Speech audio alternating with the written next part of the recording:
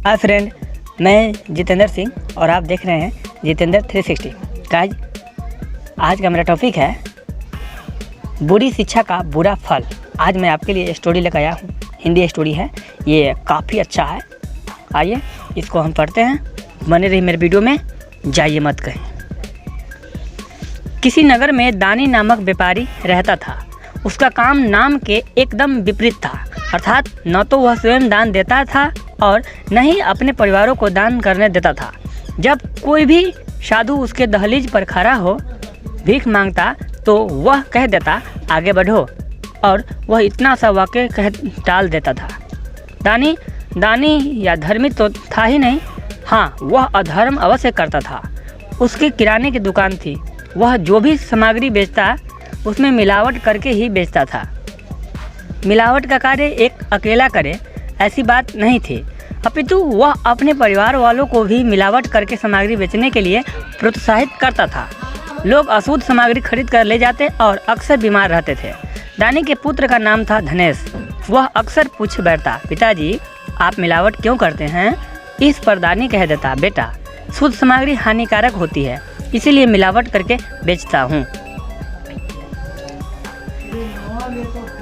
उसने धनेश को भी मिलावट का कार्य सिखा दिया था, मगर धनेश अक्सर देखता कि दानी जो भी सामग्री घर के लिए निकालता है उसमें मिलावट नहीं रहती।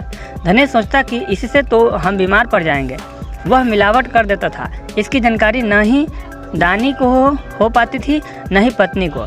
दरअसल दानी ने धनेश के दिमाग में भर दिया था कि मिलावट करते हैं तो इसकी चर्चा अन्यत्र नहीं करनी चाहिए। इसीलिए धनेश मिलावट तो कर दिया करता, लेकिन बताता किसी को नहीं था। यद्यपि घर के लिए दानी शुद्ध सामग्री निकालता मगर मिलावटी सामग्री खाता।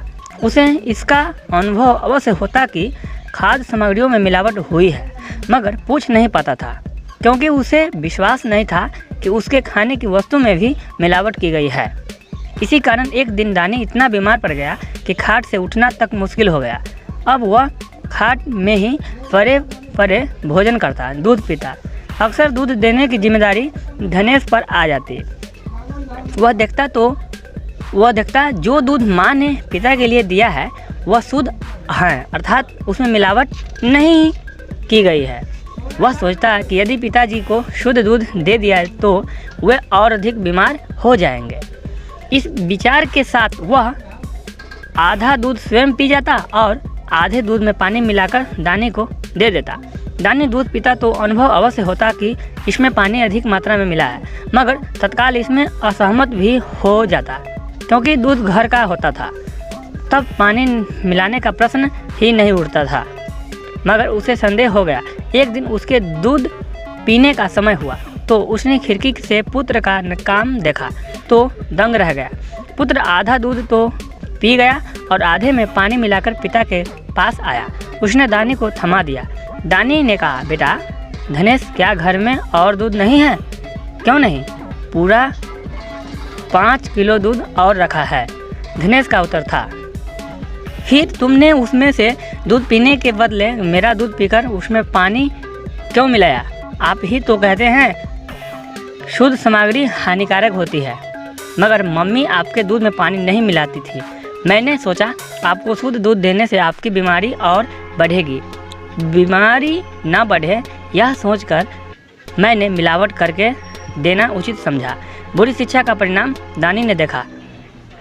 तब से उसने ही मिलावट करने की शिक्षा दी,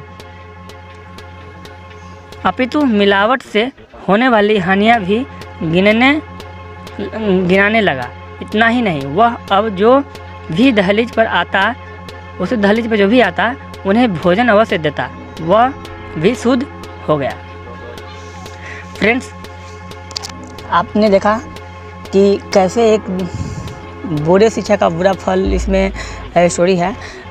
एक व्यापारी था जो हर चीज़ में मिलावट करके बेचता था, और उसने अपने बेटों को भी बता दिया था कि मिलावट करके जो सामान बेचा जाता है वह अच्छा होता है, और जिसमें मिलावट नहीं होती है वो हानिकारक होता है। तो उसके बच्चे ने उसके घर के दूध में ही मतलब पानी मिला करके देता था उसको पीने के लिए।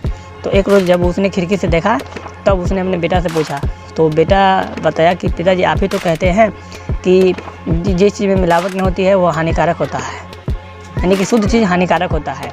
तो देखिए जैसे बुरा काम का नतीजा बुरा होता ही है। आप अगर किसी के साथ या कहीं पे बुरा काम करेंगे तो उसका परिणाम जो आएगा वो बुरा ही आएगा। हाँ, भले ही लेट से आता है लेकिन बुरा ही आता है। तो फ्रेंड्स, बहुत अच्छी स्टोरी है। स्टोरी छोटी सी है लेकिन सीखने के लिए बहुत बड़ी बात है। तो कैसा लगा स्टोरी आप मुझे बताइए। जो भी डाउट लगता है मेरे वीडियो में कुछ कमी आपको लग रहा है तो मुझे कमेंट करके बताइए, मैं ज़रूर उस कमी को सुधारूँगा, क्योंकि गलती मेरी है तो सुधारना मुझे होगा ना। तो फ्रेंड्स, ज़्यादा से ज़्यादा इस वीडियो को शेयर कीजिए ताकि मेरे और फ्रेंड भी इसको देख सके, सुन सके, समझ सके। और मेरे चैनल पर नए हो तो चैनल को सब्सक्राइब कीजिए और इसी तरह का लेटेस्ट वीडियो पाने के लिए मेरे बेल आइकन को प्रेस कीजिए। हम मिलते हैं नेक्स्ट वीडियो में। जय हिंद, जय भारत। Okay, bye.